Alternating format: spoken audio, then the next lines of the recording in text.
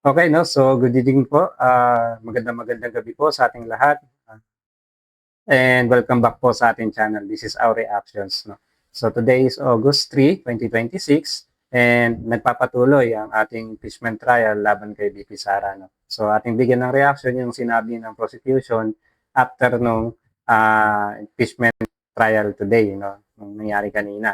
So kasi kanina, inilatag na nila, nilabas na nila ang kanilang witness na si Wha Mills from COA at, nilabas na yung mga, ah, ebidensya ng ating prosecution. At ito nga yung mga acknowledgement receipt 'no, acknowledgement receipt na ginamit ng ating OBP doon sa, confidential fund 'no, sa paggamit niya ng confidential fund.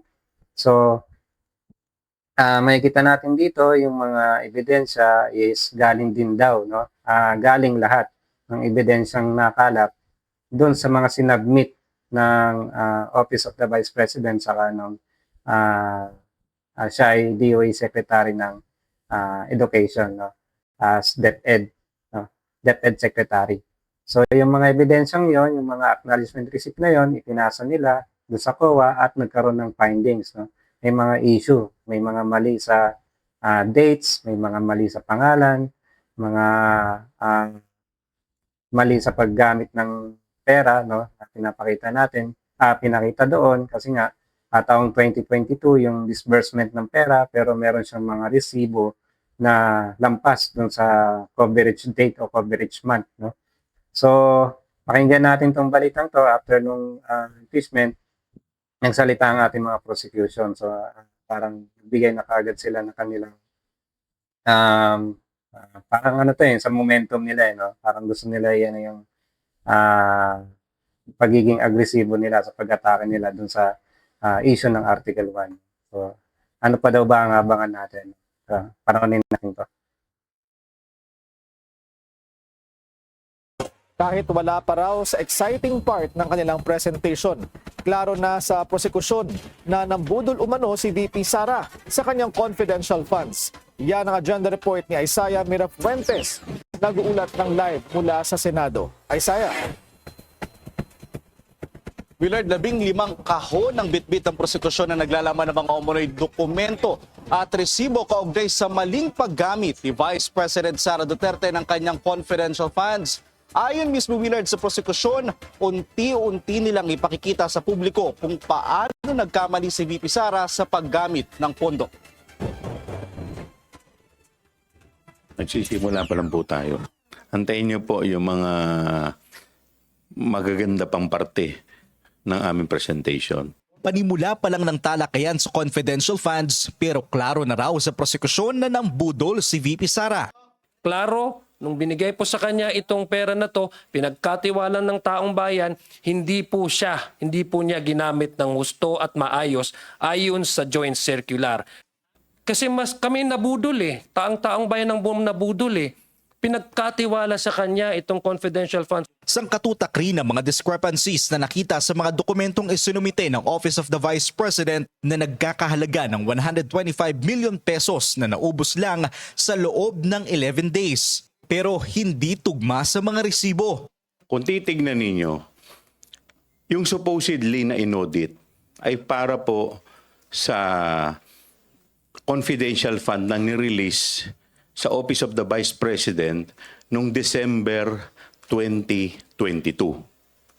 Pero yung ginamit po nila ng mga acknowledgement receipt bilang justification dito sa pondong to na kanilang dinisburse o ginamit, kung mapapansin ninyo ay mayroong December 2023. Yung quarter na December 2023, wala ng confidential fund ang OBP. Napag-alaman rin sa paglilitis ngayong araw na ang pondo Okay 'no, so kung titingnan natin nung una 'no, ang mga findings nga kasi yung mga discrepancy na nakita, yung mga dates 'no, dinisburse yung kanyang confidential fund noong 2022 at nagamit lamang niya ito within 11 days. Pero yung mga acknowledgement receipt na binigay niya, na pinasa niya sa COA, iba-iba yung date, no? May mga taong wala na doon sa ano, sa 2022, lumampas na, no? Na-receive nila yung pera, parang na-receive nila yung pera 2023.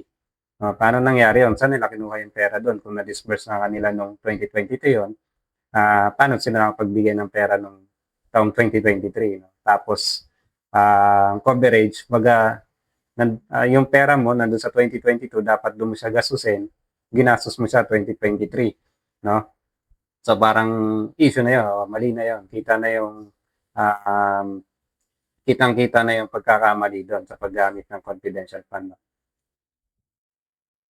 Pondo ay hindi naman nagamit sa kung saan dapat ginagamit ang confidential funds. Kulang-kulang rin daw ang mga sales invoice.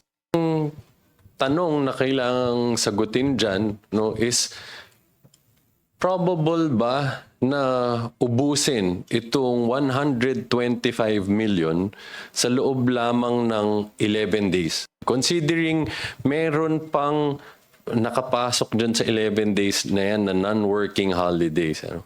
So, kasi 20 yan, no? Hanggang 31. So, syempre, meron Christmas break, etc. Okay, no? So yun nga, no? Kung titingnan natin, within 11 days, palagay natin within 11 days, ginamit niya yung pera, ginastos niya yung pera, parang napakabilis pa rin nun, no? Kasi 125 million na ubos mo within 11 days. Ano yung pinagbibili mo? Saan mo siya ginamit, no? Gaano mo siya kabilis na, no? Medyo mahirap i-explain yun, no? Medyo mahirap patunayan nyo kung paano mo siya dinisburse, no? Bagay, kung nagawa niya, malupit siya, no? Pero kung sinasabi niya na lahat ng mga pinagbigyan niya, mga confidential informant niya, pati yung mga paggamit niya, pagbili ng mga confidential items, is doon ginamit yung ano, yung pera, parang ang bilis, no? Ang bilis nila magproseso. So, tapos kung titingnan nga natin yung binigay nilang certification, pinakita nilang document, yung pinasa nila, hindi naman pala doon sa confidential activity ginamit, no? Meron ginamit sa parang sa medical activity, no? Ano? New Year. So, yun ang tanong doon eh. Katakataka rin ang mga pangalang Mary Grace Piatos, Miko Harina, Patty Ting, Andy Lim, Alejandro Piquit at iba pa na ayon sa prosekusyon dapat nakadeklara sa Commission on Audit ang tunay na pagkatao ng mga nasa likod ng mga pangalan. Subalit kahit mabusisi ang talakayan sa impeachment court, tila malamig ang ulo ni Attorney Lorna Kapunan dahil nagawa pa niyang humirit ng mga biro na sinaway na ng depensa. Your Honor, please, may we ask for a 3-minute recess for this? For what purpose, counsel? So you can go over the folders and so I can sit down. Trial is suspended for how many minutes, counsel? 3 minutes then. Odi or Andy C. Actually, kanina, natatawa ako nung pinapanood ko to kasi parang ang simple lang niya bumanat, no? Simple lang niya magana, tapos may mga gantong hirit. No? Katulad niya, yung si Andy C. Lim. Tapos yung mga issue kasi dito, no, yung mga pangalan kasi ginamit dun sa acknowledgement receipt is, palagay natin, sige, totoo na mga code name lang yan o hindi totoong pangalan. Pero based na nga daw dun dapat sa nakalagay din dapat yung pangalan, di ba? So, hindi nila naisulat yon yung tunay na pagkakakilan lang ng tao. Kunyari, si Mary Grace Piatos ay si gantong tao. Yan. Hindi nila naisama yon. So, kulang yung kanilang mga ipinasa. Kaya na-plug din sila ng COA sa mga ganong issue. 3 minutes then. Odi or Andy C. Lim for 50,000 pesos.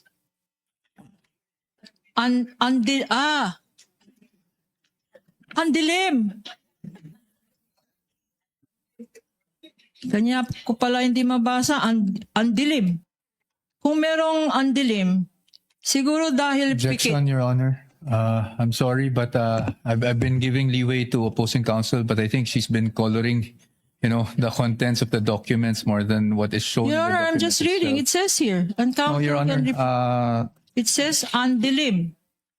I think you It's know the my way it point, Your sounds, Your Honor. Honor. It's like patiting. That's the way it's spelled. And the next one, maybe you will object again. It's Alejandro A. Pikit. I was gonna say, kanya siguro madali. May pikit ang mata. Pikit. Exactly, Your Honor, our point, Your Honor. Pikit. Counsel for the panel of prosecutors. I think you know what the counsel for the respondent is talking about. Yes.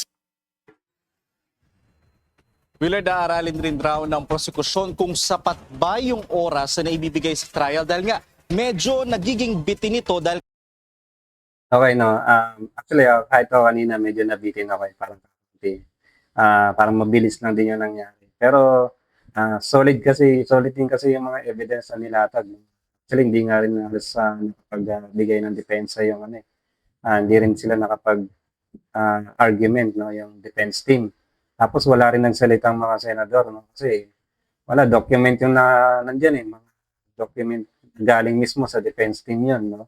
Yun yung sa kanila sila nag-produce nun yun ang ipinasa nila sa COA. So parang mahirapan talaga sila i-depensahan yung mga sarili nilang dokumento, no. So ewan ko kung paano nila